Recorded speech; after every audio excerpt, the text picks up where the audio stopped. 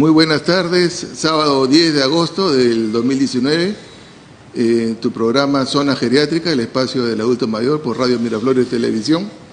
Tengo el inmenso agrado de contar hoy día como invitada a la doctora Bremer Venero Nazario. Ella es gastroenteróloga de Suiza Lab y de Impares, y a su vez es speaker o conferencista internacional, especialista en trastornos digestivos funcionales. Ella dicta a nivel internacional este tipo de conferencias que tiene que ver con el colon irritable, con la microflora, la microbiota, y ahora nos va a explicar esos temas. Bremer, bienvenida, muchas gracias por venir. No, gracias a ti por invitarme. Dime, explícanos qué es la especialidad de la gastroenterología, para ubicarnos primero. La gastroenterología es la especialidad que estudia el tracto gastrointestinal y sus anexos. O sea, es boca, esófago, estómago, intestino delgado, intestino grueso, los anexos como el páncreas, vías biliares, vesícula y páncreas. Y nosotros nos encargamos de toda esa área, incluyendo el orificio de la boca, ¿no? Incluye lengua y también el orificio anal, pero no incluye la piel. Muy bien, interesante, ¿no? Porque a veces es un nombre tan largo y a veces lo asociamos solo al tubo digestivo, pero tú nos has dicho que tiene que ver con el hígado, las vías biliares y el páncreas. El páncreas. Muy bien. Y cuéntanos, ¿por qué te hiciste gastroenteróloga? Sí. Bueno, yo cuando entré a estudiar medicina quería ser neurocirujana, pero bueno, así es la vida. Sin embargo, pasaron muchas cosas en el interín y recordaba mucho a este maestro Ruiz Chávez, que fue nuestro profesor, claro, en que yo tuve la oportunidad de rotar con él como externa en el hospital militar y aprendí mucho de él y era una persona brillante. Entonces se me quedó esa idea en la cabeza y cuando tuve que escoger una segunda especialidad, porque la primera no la terminé, entonces escogí gastroenterología.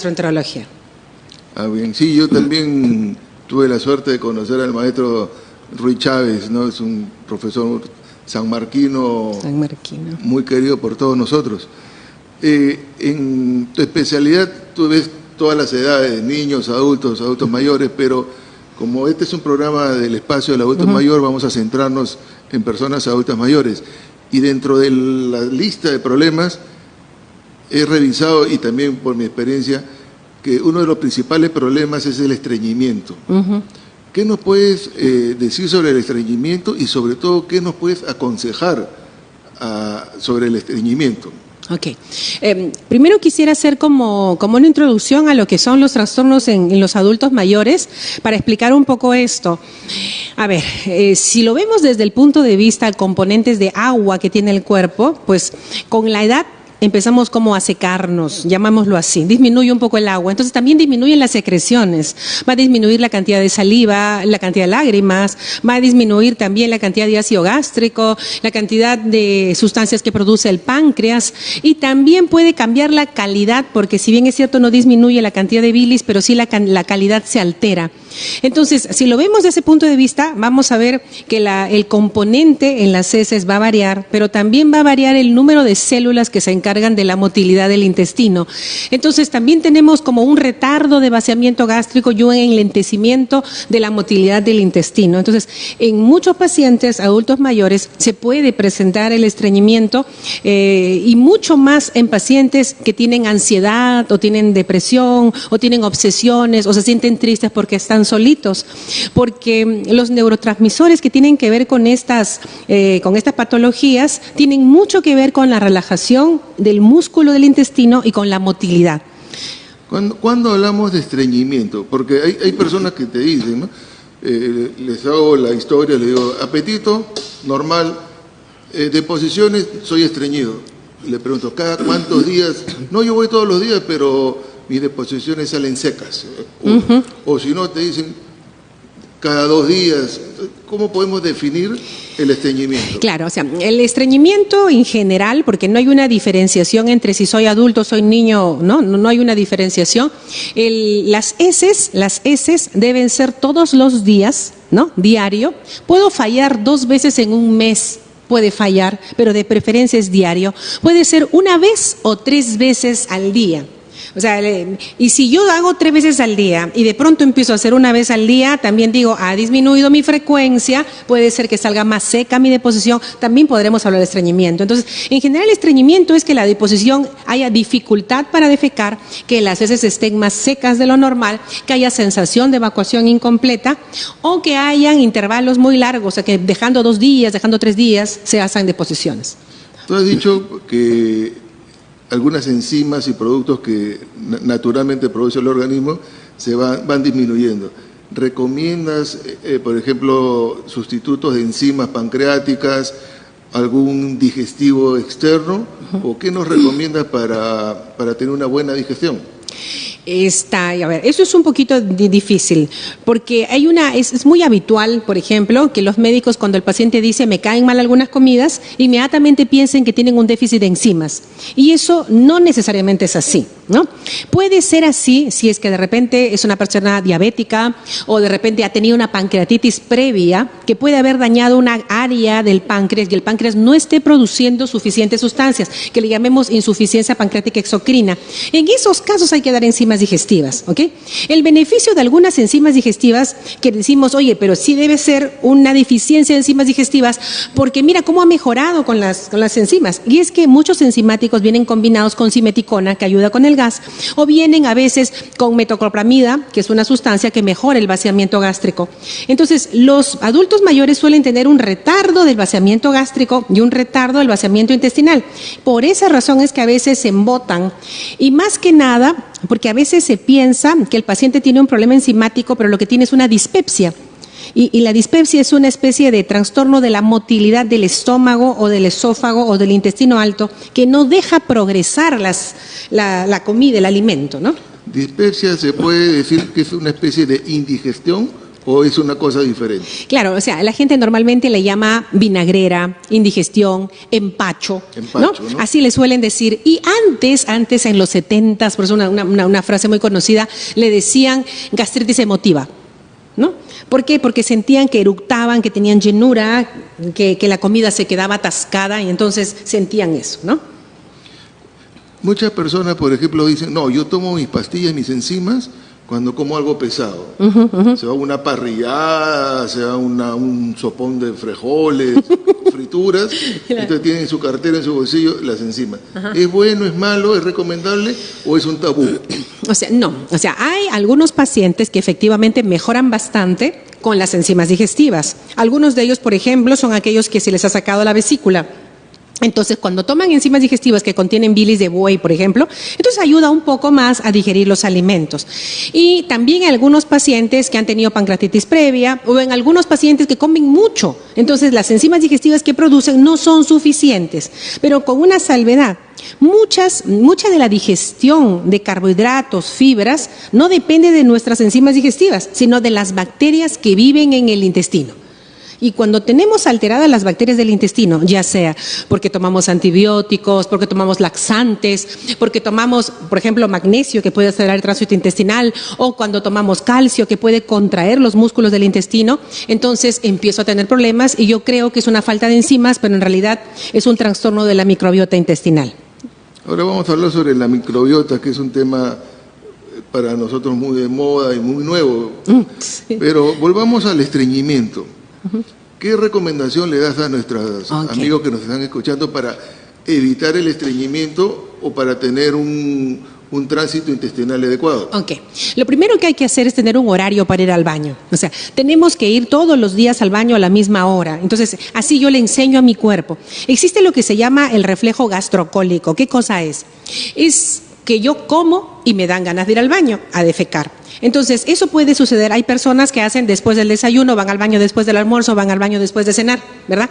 Y eso es el reflejo gastrocólico. Pero nosotros lo abolimos con el tiempo con esto de que solo quiero hacer en mi baño, solo en mi casa. Entonces, llega un momento en el que no hacemos deposición. Cuando queremos ya no podemos, ¿verdad?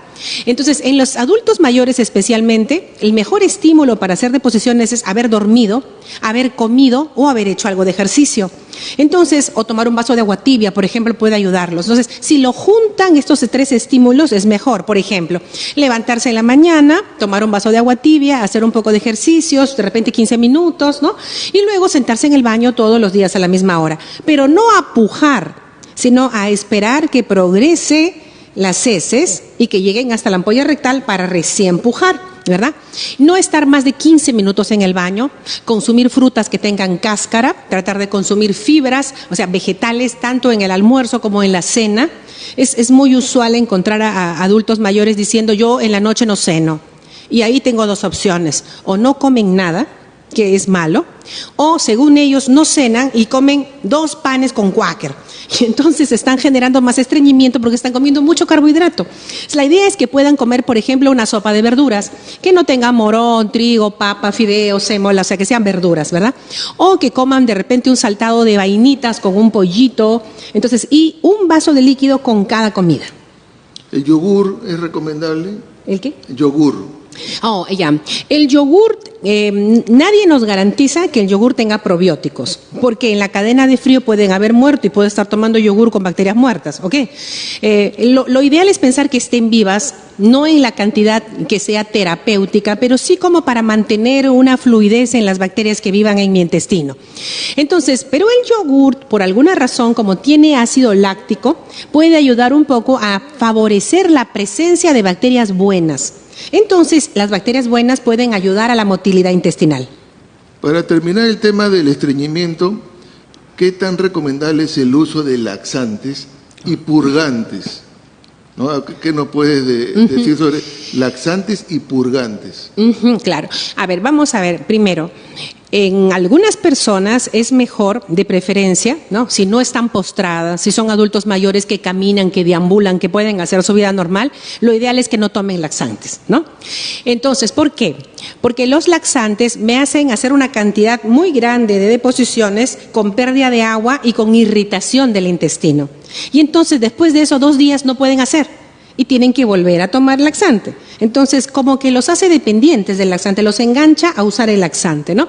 Pero existen unos laxantes que son bastante buenos, que son laxantes osmolares. ¿Qué cosa hacen? Son sustancias que ingresan al cuerpo y no se absorben. Como no se absorben y tienen un peso molecular alto, jalan agua, y entonces voy a hacer que mi deposición sea un poquito más blanda, ¿verdad?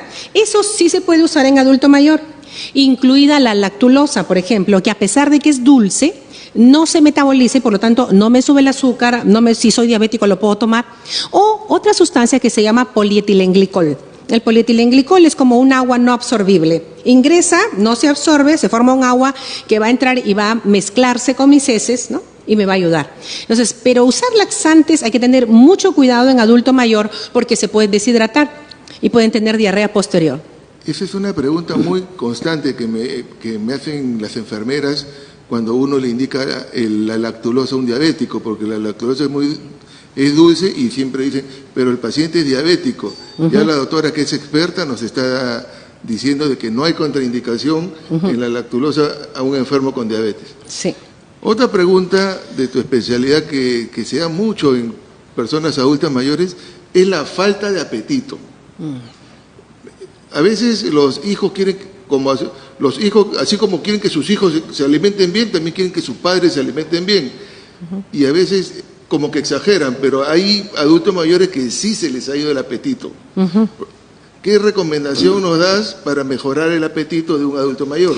A ver, empecemos primero. Hay adulto mayor que si de la noche a la mañana no quiere comer o come muy poquito y tiene llenura precoz, o sea, poquito ya se llenó, pueden ser 2 cosas. Siempre hay que pensar en patologías de neoplasias, de tumores. Siempre hay que pensar, si un paciente deja de comer porque siente llenura, no porque no tiene hambre, sino porque tiene llenura y está comiendo poco, siempre hay que pensar en cáncer gástrico, que a pesar de que sea una lesión muy pequeña, ya da ese síntoma como primer síntoma.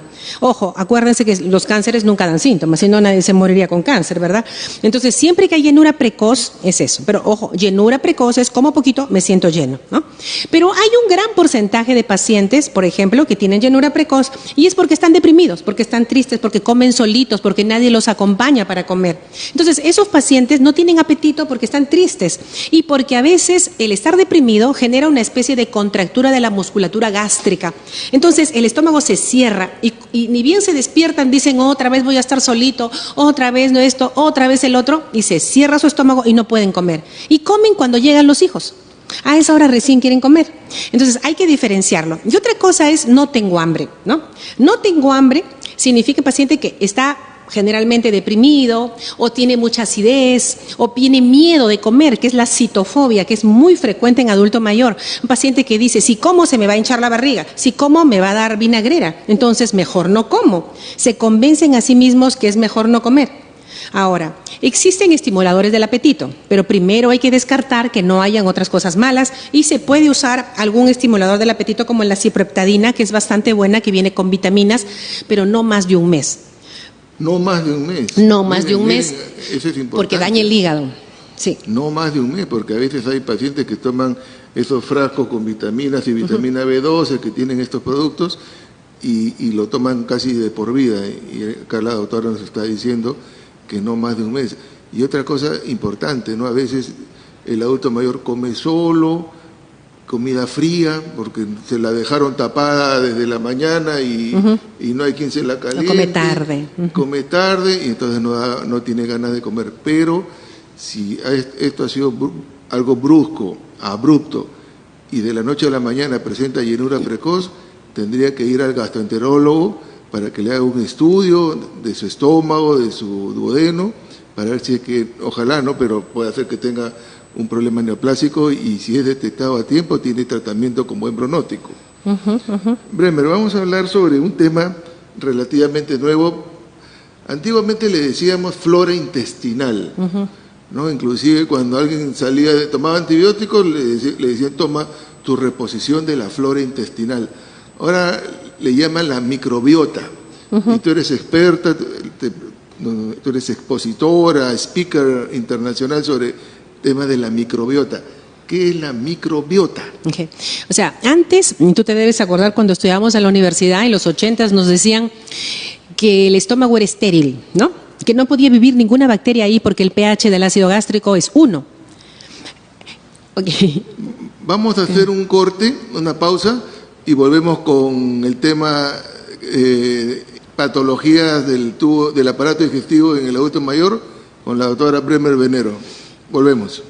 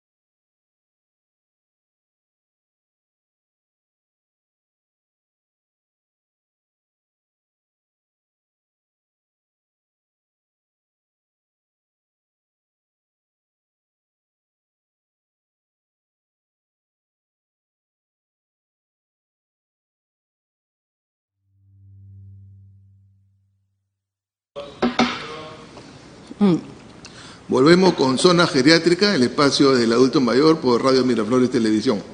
Nos acompaña la doctora Bremer Venero, que nos está hablando sobre los trastornos digestivos en el adulto mayor. Bremer, estábamos hablando sobre la microbiota. Microbiota intestinal. ¿Qué es la microbiota? Sí. Les decía, esto es una cosa más o menos nueva. Les decía, en los 80s más o menos se hablaba de que el estómago era estéril, que no contenía ninguna bacteria porque el pH del ácido gástrico es 1 y nadie puede vivir ahí, ¿verdad? Entonces, con el tiempo se ha ido descubriendo que no solamente poseemos bacterias en la piel, en los orificios del cuerpo, sino también hay en pulmones, en el hígado, en la vía biliar, en el intestino, en todos sitios. Incluso, para que tengan una cifra, en el estómago ahora se sabe que existen más de 27 especies de bacterias. En el intestino 1500 especies de bacterias o de microorganismos, porque no solo son bacterias, también son virus, protozoarios. Y si juntamos a todas las bacterias que viven en nuestro organismo afuera y adentro, eso se llama el microbioma humano. Y son más o menos 3 billones de bacterias, de microorganismos que viven ahí. Entonces, la idea era saber por qué los tenemos. Es que en realidad somos una comunidad de seres vivos, no somos un individuo. Y estas bacterias o microorganismos que viven ahí, trabajan ahí. Se encargan de producir vitaminas, por ejemplo, en el intestino, se encargan de determinar, así como uno cuando vive en un barrio y dicen los vecinos de los balcones, oye, ese no es del barrio, igualito. Entonces, las bacterias que viven en el intestino van a detectar quién ha entrado que no es de ahí, detecta antígenos, detecta bacterias desconocidas, patógenas, y le avisan a las células presentadoras de antígeno, por ejemplo, para que produzcamos anticuerpos. Nos defienden, forman una especie de capa sobre el intestino y se encargan de la interacción con las neuronas y con las terminaciones, ¿no? Entonces, también nosotros tenemos que no debemos tomar antibióticos en cualquier momento, porque al tomar un antibiótico que creemos que para el oído también me va a destruir la microbiota intestinal.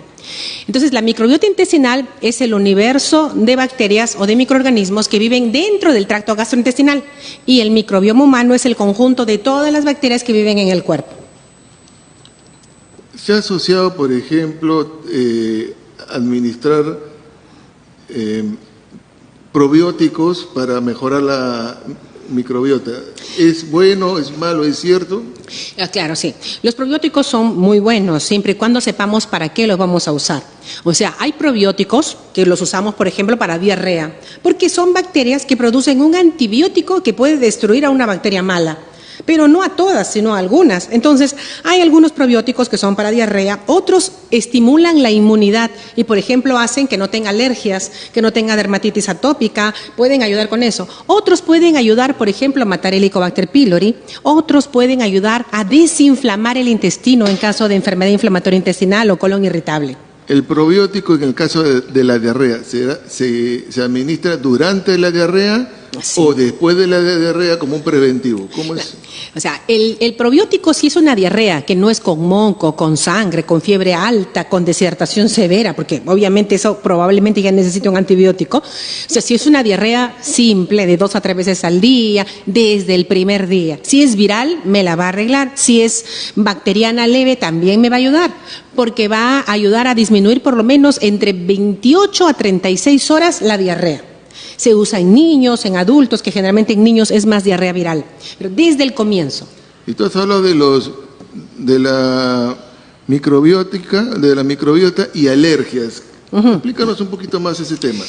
A ver, creo que más se ve en pediatría, pero... Claro. Pero igual pero aunque no lo creas, esto no solo tiene que ver con niños, porque por ejemplo hay estudios que mencionan que tomar durante un año en una casa de asilo para adultos mayores, que lo tomaron durante un año un tipo de probiótico, pudieron prevenir las infecciones respiratorias y las diarreas.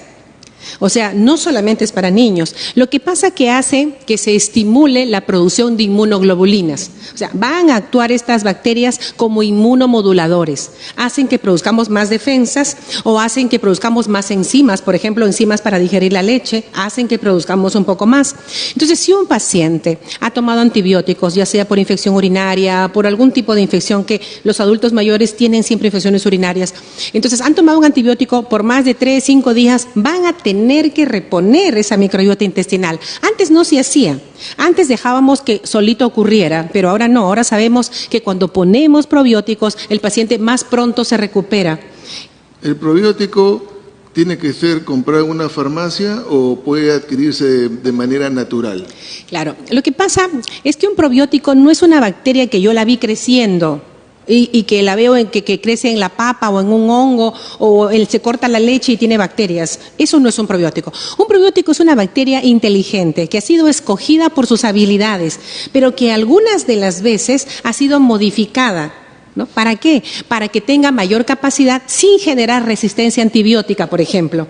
Entonces, esa bacteria que es especial, que tiene cierta capacidad, la usamos para una determinada patología. Por eso es que no es posible que un médico, por ejemplo, recete un probiótico para todas las enfermedades porque es un probiótico. Probiótico es como decir auto. Yo digo, me voy a comprar un auto y tú me preguntarías, ¿qué marca, qué modelo, camioneta, sedán? Igual. El probiótico es específico. Es una bacteria que tiene capacidad especial, que ha sido cultivada de esa manera. Muy bien. Nos escriben por el Facebook el amigo Carlos y nos pregunta sobre el tratamiento de la diverticulitis. Ya. A ver, ¿qué nos puedes decir? A ver, primero... Sí, perdón. Si gustan, amigos televidentes, pueden hacer sus preguntas y enviar sus saludos a través del Facebook. A ver, primero, la presencia de divertículos en el colon, que es en el intestino grueso, se llama diverticulosis. Es más frecuente en adultos mayores, pero no necesariamente en adultos mayores, sino que a partir de los 50 años empieza a aumentar o a aparecer la presencia de divertículos. Estos divertículos son más frecuentes que se encuentran en pacientes que tienen síndrome de intestino irritable. Esas personas que sufren de gases, de hinchazón de la barriga, que se estreñen, que tienen sensación de evacuación incompleta o que tienen diarrea por cualquier cosa que comieron, diarrea hoy, mañana ya están bien. Entonces, ese tipo de persona que tiene síndrome de intestino irritable suele tener más divertículos. Entonces, los divertículos, es como si yo tuviera ahorita un globito, esos pequeñitos que habían antes de carnaval, y lo presionara con mi mano y me saldrían globitos entre los dedos. Esos son los divertículos, son deformaciones del colon. A veces se taponan con heces. Entonces, las heces pueden quedar pegadas y se pueden infectar igual que uno hace una apendicitis, ¿verdad? Entonces, yo no es que el probiótico me va a ayudar en la diverticulitis, no. El probiótico me puede ayudar en la diverticulosis. Sí, ¿por qué? Porque el paciente con diverticulosis tiene diverticulosis porque hay un aumento de la presión dentro de la luz del intestino, porque tengo quizás sobrecrecimiento bacteriano y eso hace que yo genere más gas de lo normal. Entonces eso aumenta la presión y entonces tengo dolores en los flancos, ¿verdad? Esos pacientes les aparecen los divertículos por espasmo y por aumento de presión intraluminal. Si yo le acomodo la microbiota intestinal a esos pacientes, van a producir menos gas. Entonces pueden tener menos dolor por diverticulosis. Pero si yo tengo una infección con diverticulitis, no, tengo que tomar antibióticos o me tienen que operar, si es que ya está muy, muy avanzado. Si es así, los probióticos podrían servir para después del tratamiento antibiótico. Muy bien. Vamos a tocar un tema que no nos gusta, un tema poco feo, pero que lamentablemente como médicos tenemos que estar alerta, y es el tema del cáncer. El cáncer de estómago es un cáncer muy común en el país. Algunos lo asocian en estadística como la primera causa de cánceres, otros la segunda. Y el cáncer de colon, que en los países, en Estados Unidos, es la primera causa de cáncer. ¿Cómo podemos prevenir, detectar y tratar los cánceres del tubo digestivo? A ver, comencemos. El cáncer gástrico es un cáncer que no da síntomas. O sea, si tuviéramos un síntoma, el primero sería, como les dije anteriormente, llenura precoz, ¿no?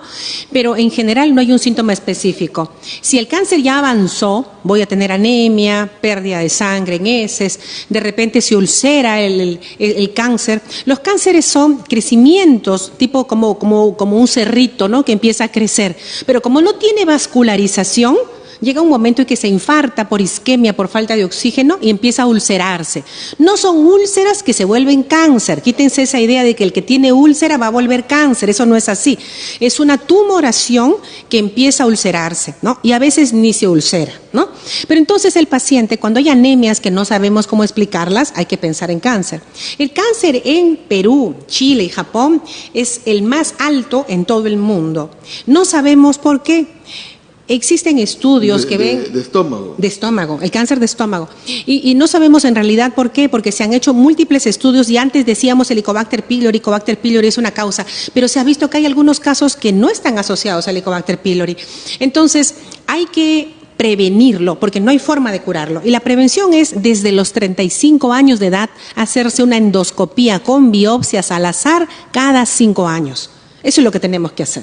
Una endoscopía cada 5 años. Y el cáncer de colon Es más frecuente efectivamente en Estados Unidos, en otros países donde se come mucha más grasa, chatarra, frituras. Está muy asociado al consumo de ese tipo de alimentos. Acá en Perú tenemos el orgullo de que se ha descubierto que el maíz morado es un preventivo para el cáncer de colon, interesantísimo.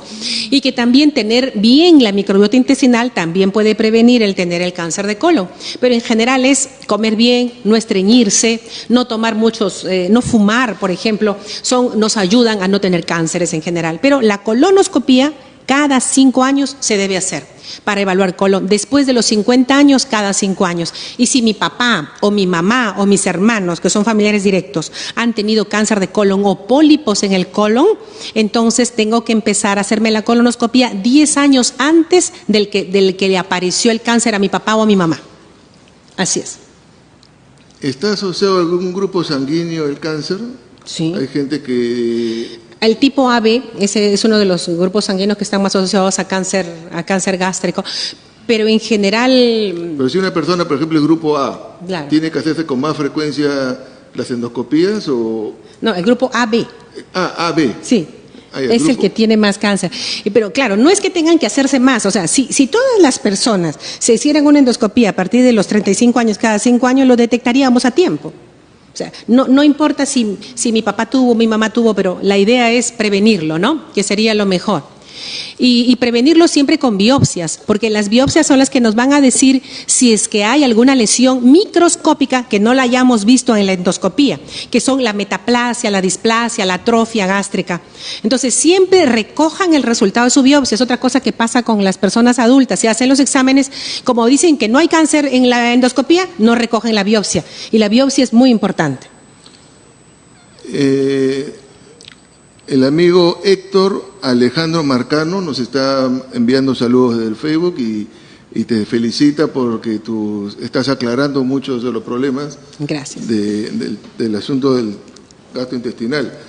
Un problema también muy común, muy frecuente, es el colon irritable, que también le decían el colon funcional y tiene otros sinónimos. ¿Qué es el colon irritable? Ya, el colon irritable es un trastorno digestivo funcional. ¿Qué significa? Que no vamos a encontrar nada anatómico, no vamos a encontrar un tumor, una úlcera, una obstrucción, pero el paciente siente que tiene algo. Entonces, es un dolor abdominal crónico, episódico, que está asociado a que sea estreñimiento o diarrea o aumento de la frecuencia o de la consistencia de la deposición que se vuelve más aguada, disminución de la consistencia, o aumento de la consistencia más duro, más seco y más distanciado. Pero tiene que haber dolor, gas, balonamiento, hinchazón de la barriga y es episódico, ¿no? Porque a veces dice que el paciente lo inventa, pero el paciente lo sufre. O sea, el dolor lo siente, los gases, la hinchazón abdominal, así. ¿Y cómo se diagnostica? ¿Cómo diagnosticamos un colon irritable? Es muy frecuente que vengan, por ejemplo, pacientes y que normalizan los síntomas. Eso es una cosa que es muy frecuente en adulto mayor. Ellos dicen, yo soy estreñido, soy como si dijera soy, no sé, pues lacia o soy alta o soy baja. Y no es así, yo no soy estreñido, estoy estreñido. O sufro de estreñimiento, pero no soy, ¿no? Entonces, eso lo normalizan. Dicen, como es tan frecuente, ya lo asocian como algo normal. Como algo normal. Que no lo es. Le preguntas, ¿cómo son tus deposiciones normales? Y cuando uno le pregunta, ¿haces todos los días? No. O la forma de sus deposiciones es como un platanito sólido, cae al water, no se deshace, y cuando termina siente que salió todo, se limpia con un par de papelitos nada más y sale casi blanquito, eso es normal. El problema es que la gente dice, si siempre hago así, es normal. Si siempre hago dejando 2 días, es normal. Y no es normal. Lo primero que hay que aprender es a determinar qué es normal. Y lo otro es, miren sus deposiciones. O sea, yo entiendo que los adultos mayores no ven bien a veces. Acostumbren los hijos a decir, papá, no jales la llave, papá, yo la voy a jalar. O mamá, yo la voy a jalar, porque quiero ver. Ese es un buen dato, porque a veces uno le pregunta al adulto mayor, al hijo, y me dice, no sé, porque mi papá, mi mamá entran al baño, cierran con llave y después ya jalaron la cadena, ¿no? Entonces, y ellos no ven bien. Sí. ¿Y qué hace el paciente con colon irritable para no tener gases, no sufrir, no tener periodos de diarrea, periodos de estreñimiento? Y sobre todo sufren, porque son enfermos que viven con dolor.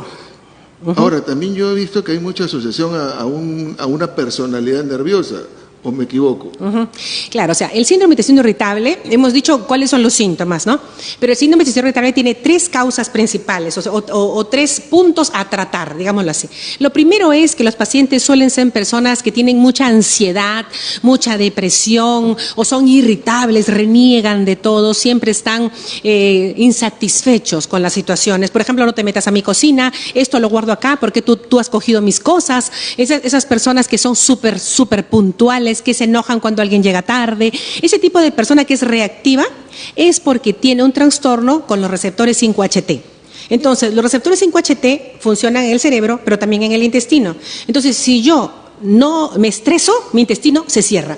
Entonces, el primer problema es acá. El segundo problema es que estos neurotransmisores generan un espasmo o una contractura en el intestino que no deja progresar la motilidad normal. Entonces se estancan las heces, los gases se atrapan, el paciente se siente embotado, balonado, generalmente después de comer. ¿Okay? Y lo tercero es que hay una disbacteriosis. Entonces hay una alteración de las bacterias en cantidad, en calidad. ¿Qué tenemos que hacer? El tratamiento son 3 cosas. Lo primero es manejar el estado emocional del paciente.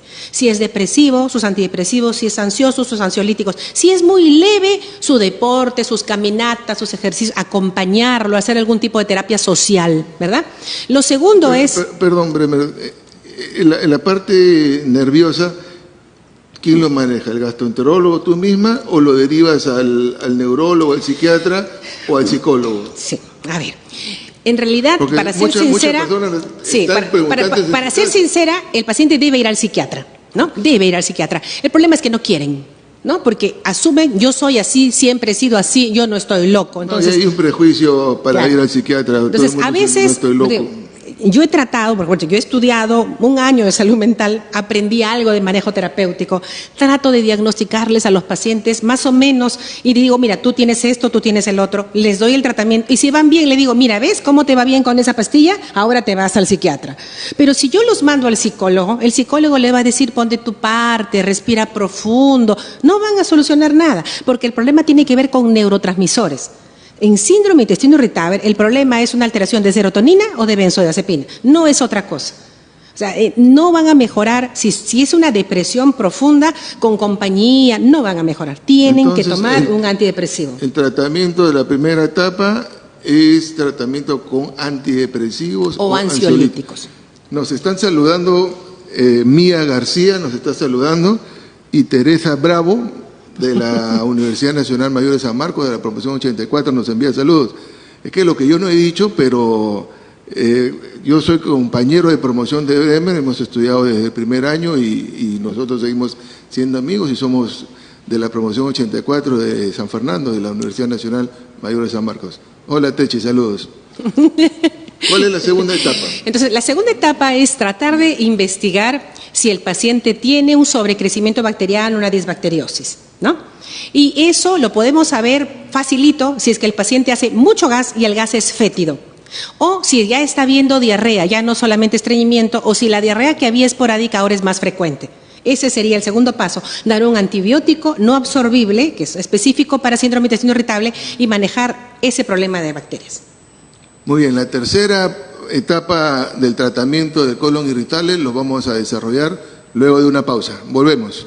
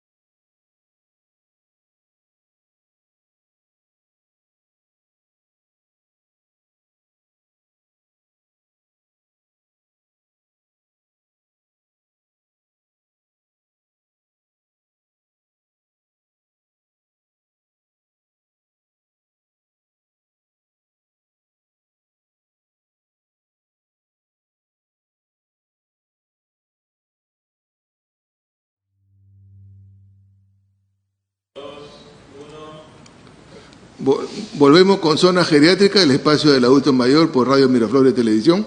Nos acompaña la doctora Bremer Venero, quien nos está conversando sobre los trastornos digestivos en el adulto mayor.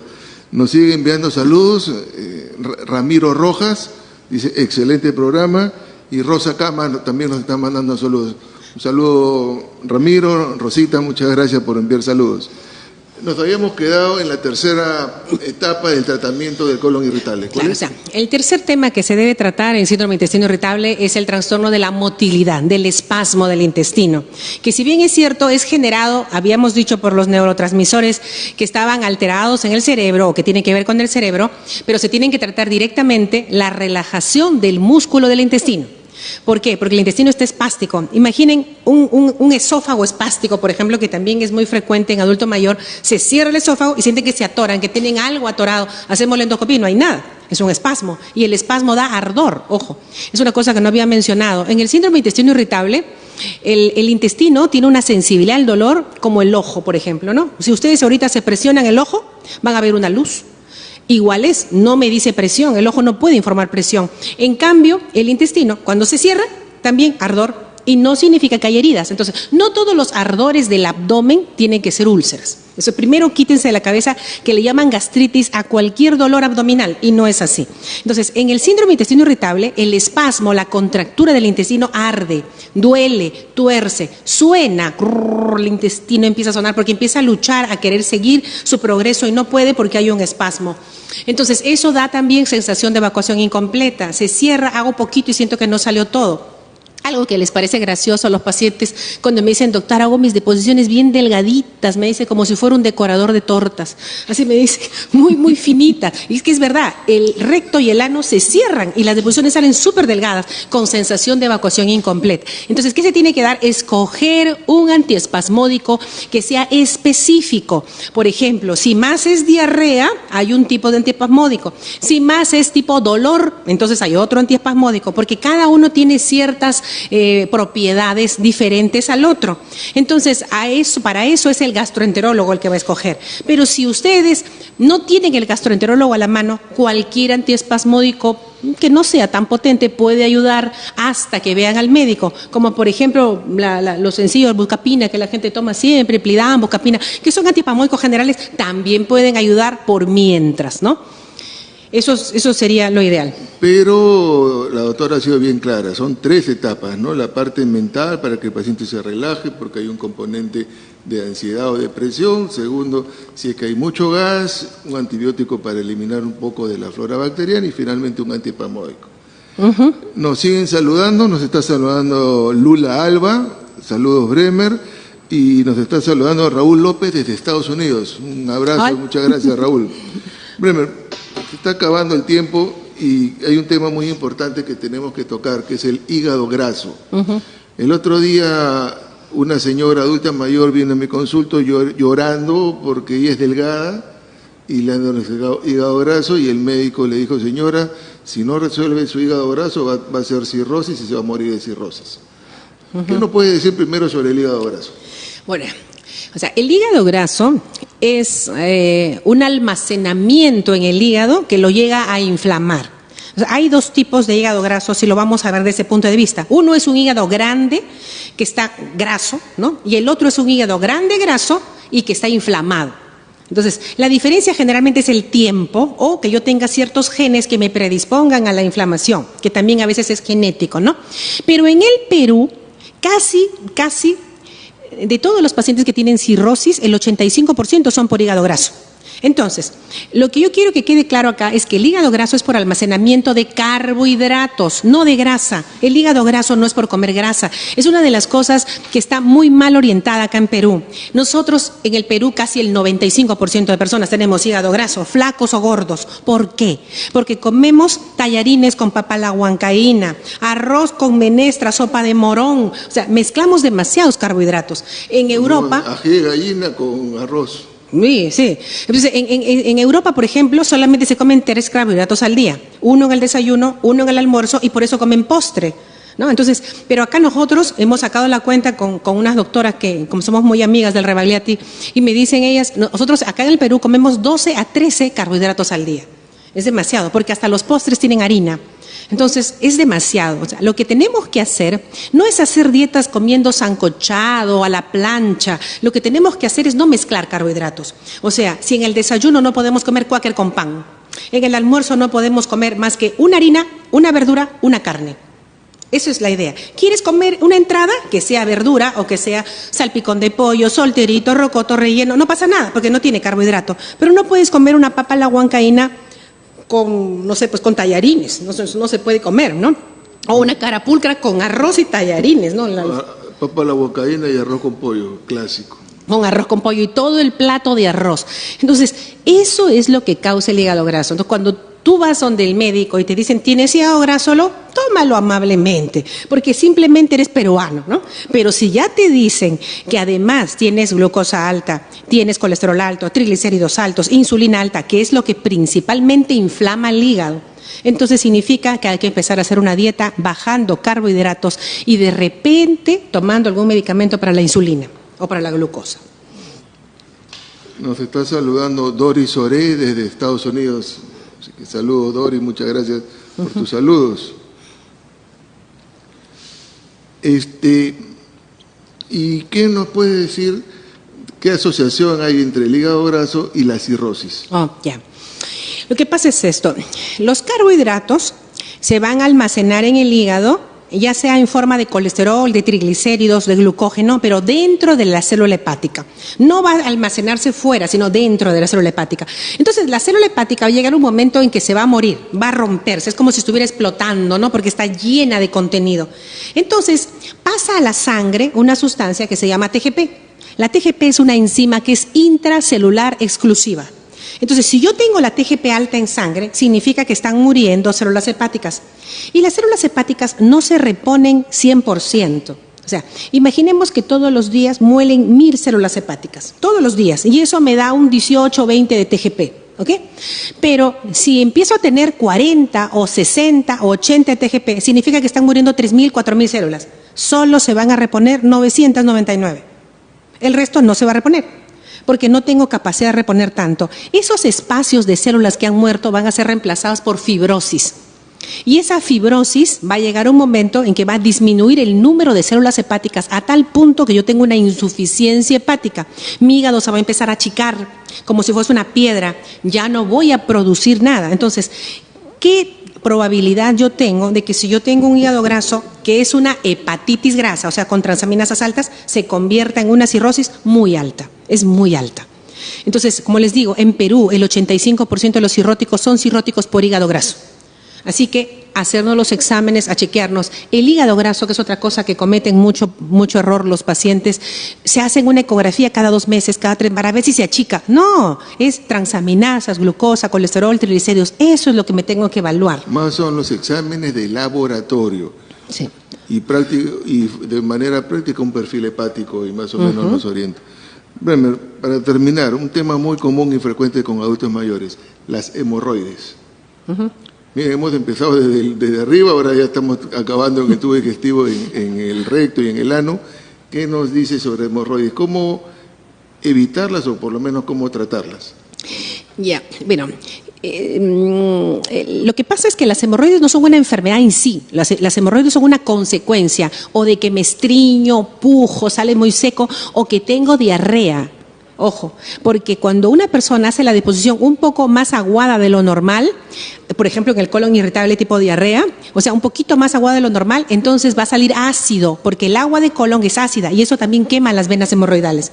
Entonces lo primero que hay que hacer cuando uno tiene hemorroides, si es una vez al año, no pasa nada. Hago mis bañitos de asiento calientitos, con malva, con llantén, o con sal, o me echo mi cremita antihemorroidal y eso va a desaparecer. Pero si es constante, tengo que buscar la causa. Yo corrijo la causa, se arregla el problema. Es una cosa que conoces a Reina Boyano, ¿no? Que ella opera hemorroides. Ella siempre me dice, yo no opero a ningún paciente con hemorroides si primero no le arreglas la causa. Porque si no, después otra vez aparece. No tiene sentido. O sea, siempre primero la causa. ¿Y cuándo lo opera el gastroenterólogo y cuándo lo opera el cirujano? Ya.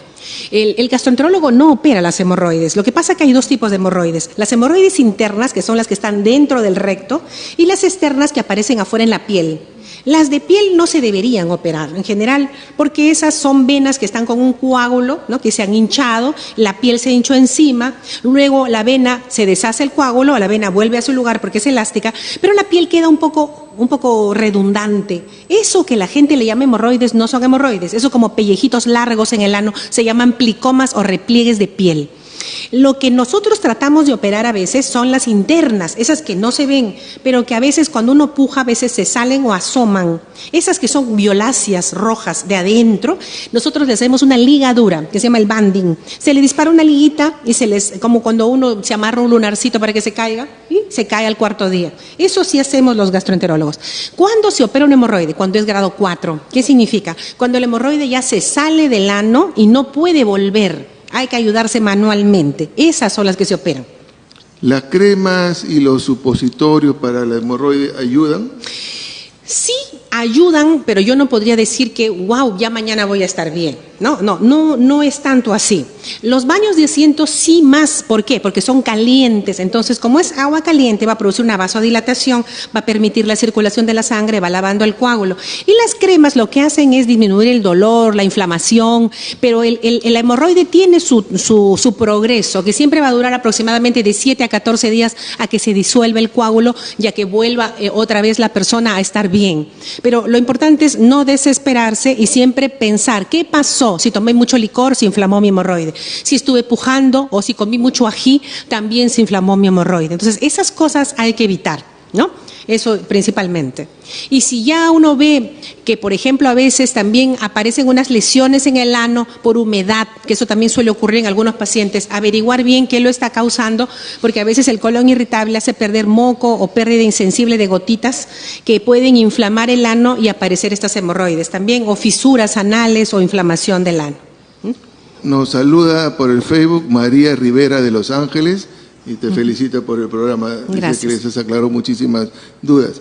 Hay una pregunta que nos hace uno de nuestros visitantes. ¿Las personas que se dializan tendría alguna relación con la cirrosis? Bueno, a ver, en realidad el riñón, si bien es cierto, tiene mucho que ver con todo el sistema del cuerpo, tiene que ver hasta con la anemia, con la producción de muchas sustancias, pero algunos pacientes que entran a diálisis tienen mayor riesgo de tener hepatitis C y hepatitis B. Eso es mucho más frecuente. Pero eso es porque las máquinas están... Porque las máquinas a veces se comparten y pues infectadas, existe esa posibilidad. Y cuando el paciente que está dializándose, que es un paciente inmunosuprimido por su misma enfermedad, esos pacientes se infectan de hepatitis B o de hepatitis C, tienen mayor probabilidad, hasta un 80% de hacer cirrosis hepática y en menos tiempo que el que no está inmunosuprimido. Sí. Muy bien, Bremer, el tiempo nos ganó. Ha sido un excelente programa, hay temas para tratar y probablemente me gustaría que vengas otro día. Sí. Dentro de las palabras finales, antes que des tus palabras finales, ¿alguna recomendación sobre la alimentación en un adulto mayor? Sí, a mí siempre me interesa mucho en los adultos mayores que supervisen las comidas, porque hay muchos que no lo comen, o sea, no terminan el plato porque comen solitos. Entonces es muy importante que supervisen las comidas. 1, 2, no les quiten las proteínas a los adultos mayores. Las personas adultos mayores perdemos mucha masa muscular con el tiempo, se pierde masa muscular y entonces es importante que siempre coman pollo, pescado, pavita, huevo, desayuno, almuerzo y cena. Siempre tiene que haber 3 veces al día alguna proteína, que siempre consuman vegetales con las proteínas para no estreñirse, pero es muy importante, a menos que el paciente tenga restricción por una insuficiencia renal severa o porque tenga diálisis, pero si no, por favor, no dejen de darles proteínas a los adultos mayores, es muy importante. Sí, a veces yo lo digo como chiste, pero lo he visto, voy a casas de reposo y el lunes les dan puré con arroz y el martes arroz con puré.